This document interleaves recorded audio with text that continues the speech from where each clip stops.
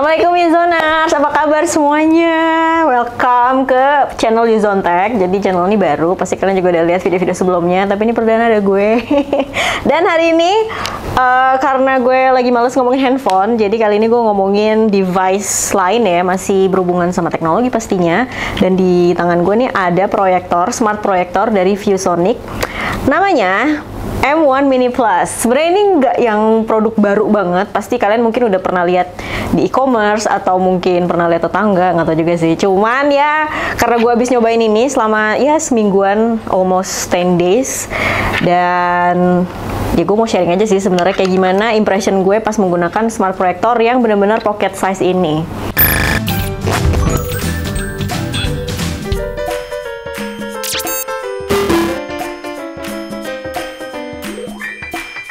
Oke, pertama-tama sebelum gue ngasih tahu review singkat gue, mendingan kita cek dulu dalam boxnya seperti apa. Jadi boxnya ini sebenarnya nggak sekecil itu ya, ini lumayan banget kayak box ukuran smartphone, dan di dalamnya ini hasilnya ada satu unit si proyektornya ini, si ViewSonic M1 Mini Plus. Terus ada juga seperti biasa kartu garansi, terus ada manual book, dan dia ini berbaik hati ngasih casing kali ya kalau handphone, tapi ini dia menamakannya cover. Jadi ada 3 cover ya. Yang pertama tuh warna abu-abu, terus ada Tosca yang lagi gue pakai, dan ada warna kuning. Jadi ini bisa diganti-ganti gitu loh. Kalau kalian bosen warna abu-abu, terus kayak gantinya warna kuning gitu kan, biar ngejreng. Dan ada juga remote ya. Ini remote pasti penting banget untuk navigasi, karena di proyektor ini, di bodinya ini nggak ada tombol apapun gitu loh. Jadi pastikan remote ini jangan hilang. Terus ada juga kabel ya, kabel charger dia nih, dan colokan-colokannya. Udah sih, kayaknya itu aja ya, isi boxnya lumayan lengkap dan useful. Oke guys, ini gue mau langsung share aja kali ya experience gue selama menjajal nonton film dan series pakai ViewSonic M1 Mini Plus. Jadi untuk nyalain itu gampang banget, tinggal kalian switch aja dari off ke on di tombol yang ini ya. Habis di switch, nanti paling langsung nongol tuh gambarnya dari lensanya, langsung ditembak gitu ya ke arah let's say tembok gitu di dalam kamar. Mungkin sekitar 30 detikan kali ya untuk sampai benar-benar si tampilannya tuh muncul. Dan untuk kalian mengatur fokusnya itu tinggal digerakin aja di bagian roda sini nih, benar-benar di samping lensanya banget nih. Tinggal diatur aja, dan itu gampang banget sih. Kalian juga pasti bisa langsung tahu fokus yang lebih enaknya seperti apa. Terus jangan lupa juga ini digerakinnya di bagian apa sih ini namanya, tuas atau kakinya kali ya. Ini buat menyesuaikan posisi tampilan si proyektornya ini gitu. Nah, si ViewSonic ini dia udah langsung pakai Android TV, dan kalau misalnya kebetulan baterai lagi habis, ya pastinya dengan gampangnya dia bisa langsung connect ke WiFi, dan dia juga punya koneksi Bluetooth. Di dalamnya ini udah ada bawaan beberapa aplikasi, dan biasanya namanya juga pakai proyektor ya, pasti gue menggunakannya untuk nonton ya guys. Ada Netflix, ada Amazon Prime, terus dia juga ada Spotify dan beberapa aplikasi lain. Memang sih nggak terlalu lengkap ya untuk layanan streaming platformnya. Kayak dia nggak ada Disney Plus, dia nggak ada HBO Go, dia juga mungkin nggak ada Apple TV Plus gitu. Dan sebenarnya nggak apa-apa sih kalau kalian ngerasa oke, gue pengen nonton beberapa tayangan yang pengen kalian tonton di Netflix, ya itu tinggal kalian klik aja. Untuk milih-milihnya tuh ya gue sih terbiasa menggunakan si remote ini ya, dan remote-nya juga lumayan gampang digunainnya. Pas diklik ya udah tinggal pilih aja film-filmnya, terus udah langsung muncul tayangan yang kita pengen. Dan untuk resolusi tuh sebenarnya gimana ya, karena kalau misalkan nonton di kamar, misalnya di tempat tidur, terus mungkin temboknya di depan tempat tidur kalian gitu ya, ya selama lampunya itu dimatiin, udah pasti tampilannya ya lumayan lah ya, maksudnya terang, terus untuk warnanya kelihatan jelas. Sebenarnya kalau tujuan kalian pakai proyektor ini pengen mendapatkan experience yang beda, misalnya biasa nonton TV dan mungkin selalu posisinya gitu-itu aja, kalian bisa pakai proyektor ini ya dengan posisi yang beda. Misalnya biasanya madep ke barat, ini kan bisa nyobain untuk nembak si gambarnya ini ke arah timur misalnya kayak gitu. Jadi sebenarnya proyektor ini buat seru-seruan aja sih kalau kalian lagi pengen quality time sama keluarga, terus ya pengen mencoba sesuatu yang baru, ya menurut gue ini lumayan banget. Dan dari audio pun juga dia udah disupport oleh JBL. Sebenarnya sih tanpa gue melihat ini dia JBL atau dari apapun itu, ya dia lumayan kenceng ya, dan bisa kita sesuaikan juga ya dari volumenya itu. Dan untuk film itu menurut gue sih udah lumayan sih, maksudnya bukan bukan apa ya, sesuatu yang gue catat sebagai kekurangan banget gitu loh. Terus mungkin kalau kalian penasaran gitu, seberapa besar sih kira-kira apa namanya si proyeksi gambarnya ini. Sebenarnya sih gue nggak yang sampai jarak 2 meter juga ya teman-teman. Paling gue jaraknya kayak 1 meteran gitu ya. Tapi kalau nggak salah dari ViewSonic-nya itu bilang kalau kalian nih jarak 1,1 meter aja itu ukurannya tuh bisa setara 40 inci layar gitu loh. Jadi menurut gue sih lumayan banget. Dan selama ini kalau misalnya gue menggunakan ViewSonic ini tuh biasanya karena di kamar, seringnya di kamar dan pasti lampunya digelapin ya karena memang biar maksimal juga gambarnya lebih hidup.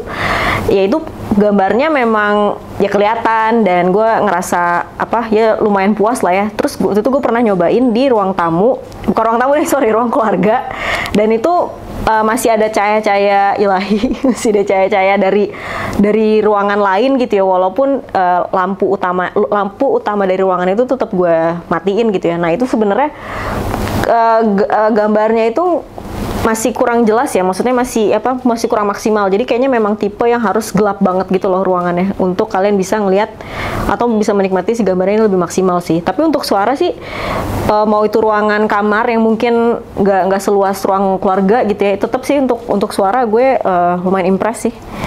Dan tadi ya ini kan dia ada port USB flash gitu kalau misalnya kalian mau import apa namanya file-file film yang kalian simpan di flash disk dan pengen nonton di dalam si apa namanya ditonton dengan proyektor ini itu bisa, karena di dalamnya ini dia mendukung media penyimpanannya itu sampai 4 GB ya. Dan menurut gue itu lumayan banget sih kalau misalnya kalian import 1-2 film yang mungkin ukurannya kayak cuma 1 atau 2 GB.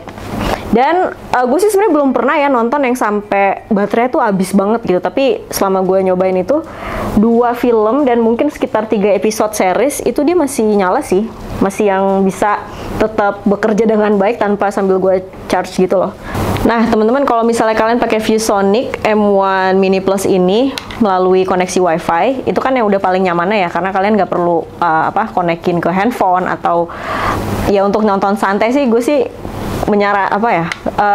paling enak itu memang pakai WiFi di rumah. Cuman mungkin untuk resolusi bakal biasa aja gitu, maksudnya bukan sesuatu yang tajam banget kayak kalian nonton di TV yang sampai 4K gitu ya. Ini karena benar-benar bawaan dari proyektornya, jadi kayaknya sih gue nggak terlalu detail banget, entah dia tuh maksimalnya 720 atau mungkin di bawah itu. Tapi lagi-lagi karena nih proyektor dan kita pasti udah tahu experience-nya bakal kayak nonton layar tancap, nggak kayak layar tancap juga sih teman-teman, cuman experience-nya tuh lebih ke ya nonton yang beda aja gitu. Oh gue nonton cuman kayak di tembok ada gambar, itu sesimpel itu tuh menurut gue udah fine ya. Tapi kalau misalnya kalian menggunakan ViewSonic ini untuk presentasi atau mungkin bahkan disambungkan ke device lain kayak misalnya laptop lewat si HDMI atau bahkan lewat TV, tapi kalian memang pengen nyobain atau pengen lebih besar lagi gambarnya, dia tuh bisa mengikuti resolusi dari si device itu up to